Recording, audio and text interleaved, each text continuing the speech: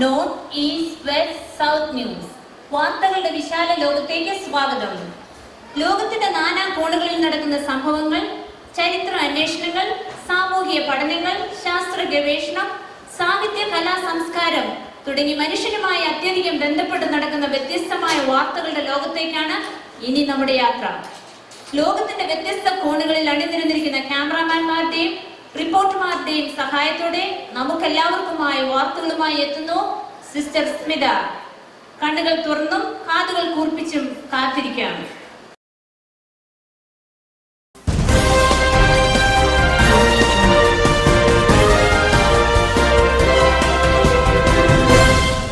KPA news അവറിലേക്ക് സ്വാഗതം. ഞാൻ Smitha Toby. പ്രധാന വാർത്തകൾ. പഴം പറിച്ചു തിന്നതിനെ തുടർന്ന് നവദമ്പതികൾ അറസ്റ്റിൽ. പാസ്റ്റർ നോഹയുടെ കപ്പലിന്റെ പണി പൂർത്തിയായി. നവജാത ശിശുവിനെയും മാതാപിതാക്കളെയും കാണുവാനില്ല. ഈ വർഷത്തെ കോടിപതിയായി ബ്രദർ ഇയോബിനെ തിരഞ്ഞെടുത്തു. അബ്രഹാമിന് 100-ാം വയസ്സിൽ താലോലിക്കാൻ ഒരു കുഞ്ഞ്. ലോകപ്രശസ്തനായ സുവിശേഷകൻ യോന ഗിന്നസ് ബുക്കിലേക്ക്. 2016 സമ്മർ ഫെസ്റ്റിൽ KPA ബ്രദേഴ്സിന് ദയനീയ പരാജയം. വാർത്തകൾ വിശദമായി. പഴം പറിച്ചു തിന്നതിനെ തുടർന്ന് നവദമ്പതികൾ പിടിയിലായി. ഇന്നലെ വൈകിട്ട് ഏദൻ തോട്ടത്തിലായിരുന്നു സംഭവം. കൂടുതൽ വിവരങ്ങളുമായി ഞങ്ങളുടെ പ്രതിനിധി സൂസൻ ഇപ്പോൾ ഞങ്ങളോടൊപ്പം ടെലിഫോണിലുണ്ട്. Hello Susan. ഹലോ സ്മിത, കേൾക്കാമോ? കേൾക്കാം. സൂസൻ, എന്താണ് യഥാർത്ഥത്തിൽ സംഭവിച്ചത്? എങ്ങനെയാണ് ഇവർ പിടിയിലായതെന്ന് വിശദീകരിക്കാമോ? സ്മിത, ഇന്നലെ വൈകിട്ടായിരുന്നു സംഭവം. തോട്ടത്തിന്റെ ഉടമസ്ഥനായ ദൈവം ഇവരെ തോട്ടത്തിന്റെ കാവൽക്കാരായി നിയമിച്ചിരുന്നു. എന്നാൽ തോട്ടത്തിന്റെ നടുവിലത്തെ വൃക്ഷത്തിന്റെ ഫലം ഒഴിച്ച് മറ്റു ഫലങ്ങൾ തിന്നുവാൻ അനുവദിച്ചിരുന്നതാണ്. എന്നാൽ ചിലരുടെ തെറ്റായ നിർദ്ദേശം അനുസരിച്ച് ഉടമസ്ഥൻ ഇല്ലാതിരുന്ന സമയത്ത് വിലക്കപ്പെട്ട ഫലം ഇവർ പറിച്ചു തിന്നുകയാണ് ഉണ്ടായത്. ഇവരെ അല്പം മുമ്പ് ന്യായാസനത്തിന്റെ മുമ്പാകെ ഹാജരാക്കിയുണ്ടായി. എന്നാൽ ഞങ്ങൾ വഞ്ചിക്കപ്പെട്ടവരാണെന്നും പാപ്പാണ് ഞങ്ങളെ പ്രേരിപ്പിച്ചതെന്നും പ്രതികൾ കോടതിയെ ബോധ്യപ്പെടുത്തി. പുറപ്പാട് 20-30 വകുപ്പ് പ്രകാരം ദൈവകൽപ്പന ലംഘിച്ചതിനെ തുടർന്ന് ഇവരെ തോട്ടത്തിൽ നിന്നും പുറത്താക്കിയിരിക്കുകയാണ്. കൂടാതെ പ്രേരണ കുറ്റത്തിന് പാമ്പിനെയും അറസ്റ്റ് ചെയ്തിട്ടുണ്ട്. ഇതിനെ എങ്ങനെ നോക്കിക്കാണുന്നു? പറഞ്ഞോളൂ സ്മിത. തീർച്ചയായും ദൈവകോടതിക്ക് ഇതിൽ വ്യക്തമായ നിലപാടുകളുണ്ട്. കോടതി ഇതിനെ വ്യക്തമായി അപലപിച്ചു. അനുസരണക്കേട് പാപമാണെന്നും ദൈവകൽപ്പനകൾ അനുസരിക്കാത്തവർ എല്ലാവരും ശിക്ഷായോഗ്യരാണെന്നും കോടതി വ്യക്തമാക്കിയുണ്ടായി. പ്രതികൾ വളരെ നടുക്കത്തോടെയാണ് ഈ വിധി കേട്ടത്.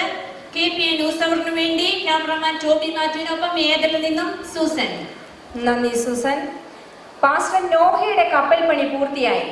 ദീർഘവർഷങ്ങളായി ദൈവവേലയിൽ ശോഭിച്ചുകൊണ്ടിരുന്ന പാസ്റ്റർ നോഹ താൻ നിർമ്മിച്ചുകൊണ്ടിരിക്കുന്ന കപ്പലിന്റെ പണി പൂർത്തിയാക്കി.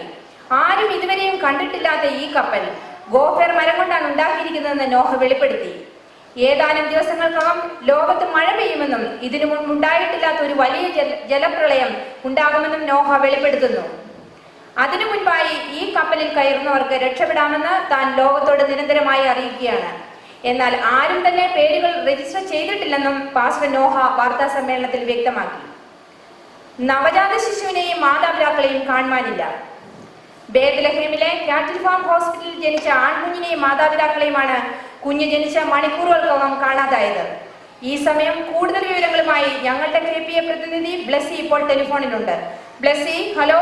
ഹലോ സ്മിത.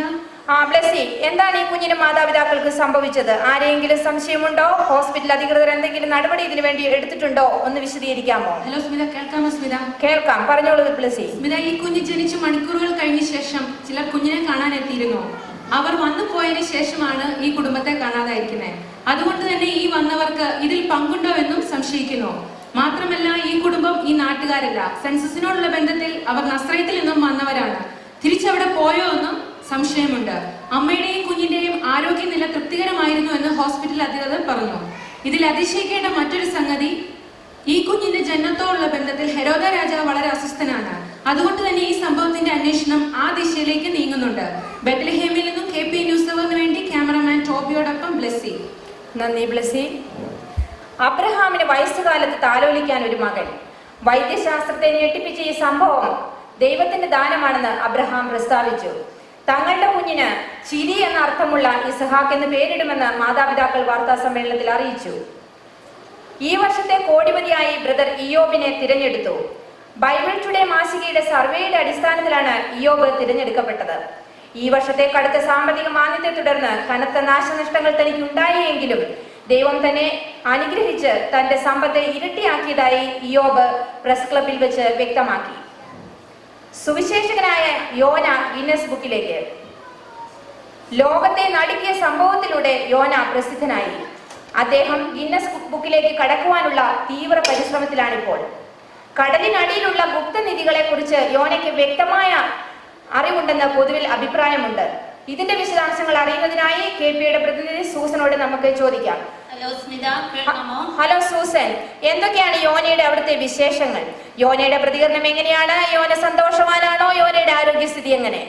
സ്മിത, ഇവിടെ കാണാൻ കഴിയുന്നത് പോലെ ഭയങ്കര ജനക്കൂട്ടമാണ്. കാനഡയിൽ നിന്ന് പോലും ജനങ്ങൾ യോനയെ കാണാൻ വന്നുകൊണ്ടിരിക്കുകയാണ്.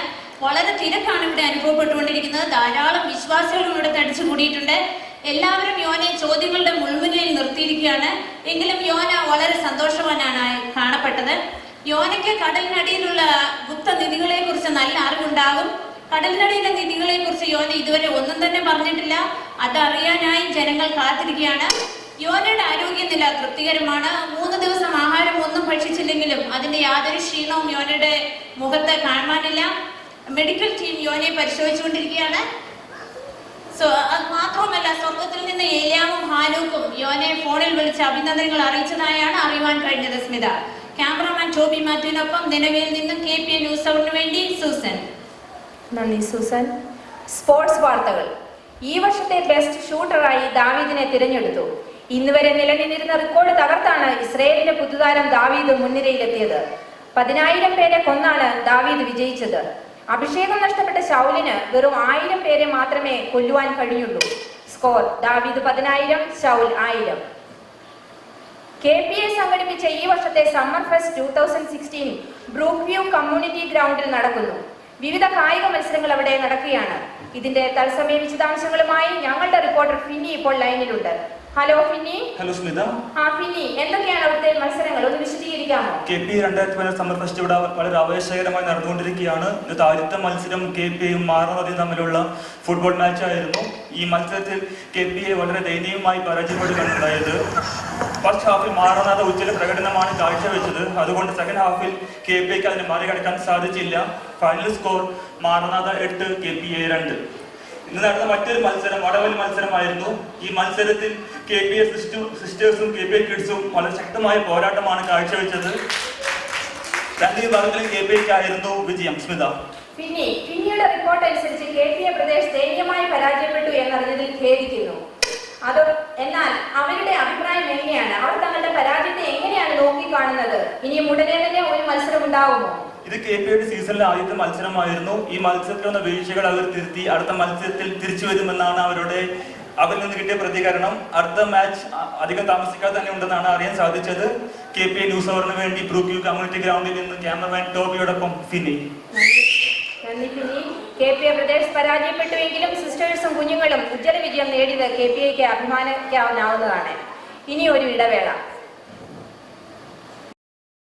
KPA Packets and Movers, Edmonton. Get relocated anywhere in Alberta with real specialists. We offer service excellence, efficient transportation, accuracy in delivery and cost effective. Our address: KPA Packets and Movers, Cornet Road, Edmonton.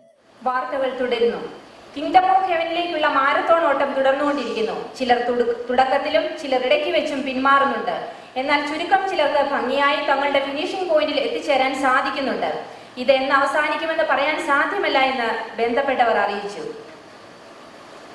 കൗതുക വാർത്തകൾ. കാനഡയിലെത്തി ചില വർഷങ്ങൾക്ക് ശേഷം KPAയുടെ ശുശ്രൂഷകൻ pastor Sam Varghese ആദ്യമായി നടക്കാനിറങ്ങിയത് സഭയിൽ കൗതുകമായി. തന്റെ പ്രിയ ഭാര്യയും കുഞ്ഞുങ്ങളും ഒരുമിച്ചാണ് ദേവദാസൻ ഈ വലിയ ദൗത്യം തുടങ്ങിയത്. ഇതിനുവേണ്ടി നമുക്ക് പാസ്റ്ററിനോട് നേരിട്ട് ചോദിക്കാം. ശേഷം KPAയുടെ ശുശ്രൂഷകൻ പാസ്റ്റർ സാം വർഗീസ് കുടുംബമായി നടക്കാനിറങ്ങിയത് സഭയിൽ കൗതുകമുണർത്തി.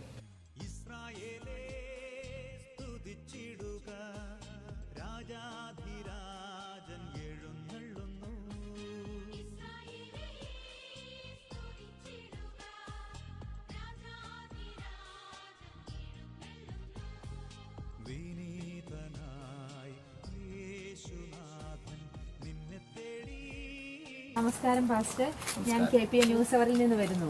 താങ്കൾ ചില വർഷങ്ങൾക്ക് ശേഷം കാനഡയിൽ എത്തിയിട്ട് കുടുംബമായി നടക്കാനിറങ്ങിയല്ലോ. ഇതിന്റെ പ്രചോദനം എന്താണ്? ഇതിനെക്കുറിച്ച് താങ്കളുടെ അഭിപ്രായം? ഇതിന്റെ ഗുണങ്ങളെക്കുറിച്ചൊന്ന് വർണ്ണിക്കാമോ? ഞങ്ങൾ മിഡിൽ ഈസ്റ്റിൽ നിന്ന് മൂവ് ചെയ്ത ശേഷം തികച്ചും വ്യത്യസ്തമായ ഒരു ലൈഫ് സ്റ്റൈലാണ് കാനഡയിലുള്ളത്. അപ്പോൾ ഇവിടെ വന്ന ശേഷം നമുക്ക് ഫിസിക്കലായിട്ടുള്ള ആക്ടിവിറ്റീസ് കുറയുന്നു. കൂടുതലും ജോലിയും മറ്റ് സാഹചര്യങ്ങളൊക്കെ ആക്ടിവിറ്റീസ് ഫിസിക്കലായിട്ട് കുറയുന്ന ഒരു സാഹചര്യമുള്ളത്.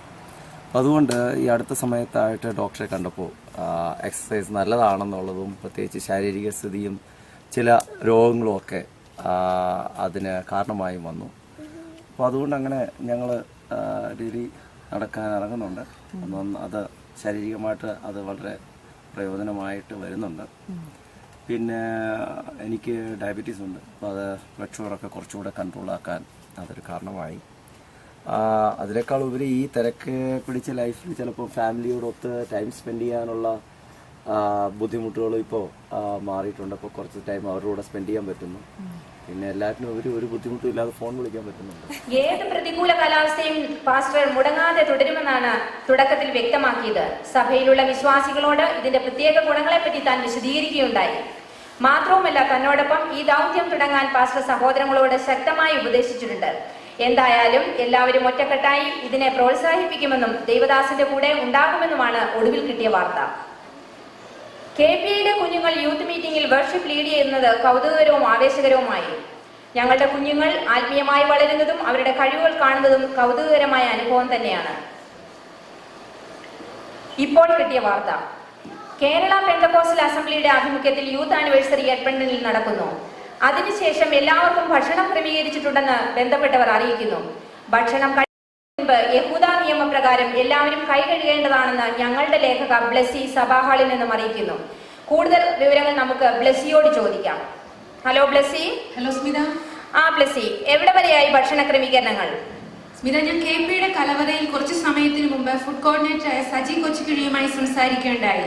അതിൽ നിന്ന് നമുക്ക് മനസ്സിലായ കാര്യങ്ങൾ ഈവനിലേക്കുള്ള സ്നാക്സ് ക്യാമ്പ്രോസിൽ നിന്ന് നേരത്തെ തന്നെ എത്തിച്ചേർന്നിരിക്കുന്നു. ഏകദേശം എല്ലാ വിഭവങ്ങളും കലവറയിൽ റെഡി ആയിക്കൊണ്ടിരിക്കുന്നു. വിൽസൺ ആൻഡ് ടീമിന്റെ നേതൃത്വത്തിൽ ചോറ് രാവിലെ തന്നെ റെഡി ആയിട്ടുണ്ട്. മീനും ബീഫും 3 സ്ഥലങ്ങളിൽ നിന്നായി എത്തിക്കൊണ്ടിരിക്കുന്നു. തോരൻ 63 അവന്യൂ കഴിഞ്ഞതായിട്ടാണ് ഇപ്പോൾ കിട്ടിയ അറിവ്. മോര് ഇപ്പോൾ ഒഡീസിയിൽ വരുന്നതായിട്ടാണ് നമുക്ക് അറിയാൻ സാധിച്ചിരിക്കുന്നത്. സാമ്പാർ ഇപ്പോൾ കിയയിൽ നിന്ന് ഇറക്കിക്കൊണ്ടിരിക്കുന്നതായി എനിക്ക് കാണാൻ സാധിക്കുന്നുണ്ട്. ഇവിടെ വിഭവസമൃദ്ധമായ സദ്യ ഒരുങ്ങിക്കഴിഞ്ഞിരിക്കുകയാണ്. KPA കലവറയിൽ നിന്നും ക്യാമറാമാൻ ടോബിയോടൊപ്പം ബ്ലെസ്സി. നന്ദി ബ്ലെസ്സി.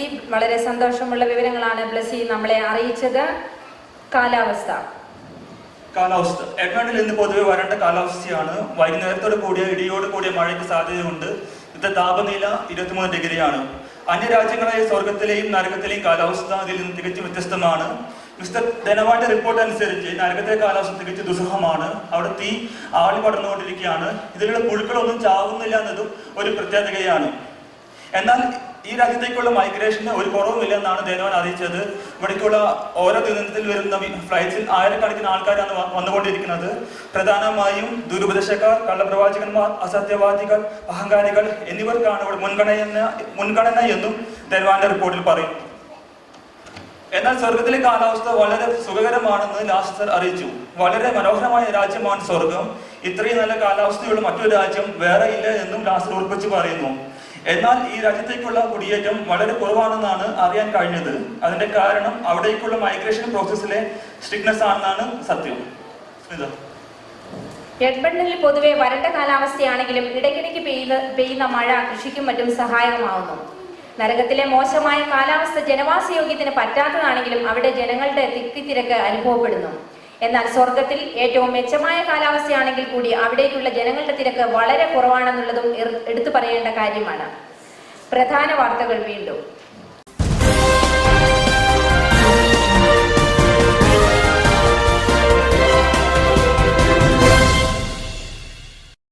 പഴം പറിച്ചു തിന്നതിനെ തുടർന്ന് നവദമ്പതികൾ അറസ്റ്റിൽ. പാസ്റ്റർ നോഹയുടെ കപ്പലിന്റെ പണി പൂർത്തിയായി. നവജാത ശിശുവിനെയും മാതാപിതാക്കളെയും കാണുവാനില്ല. ഈ വർഷത്തെ കോടിമതിയായി ബ്രദർ ഇയോബിനെ തിരഞ്ഞെടുത്തു.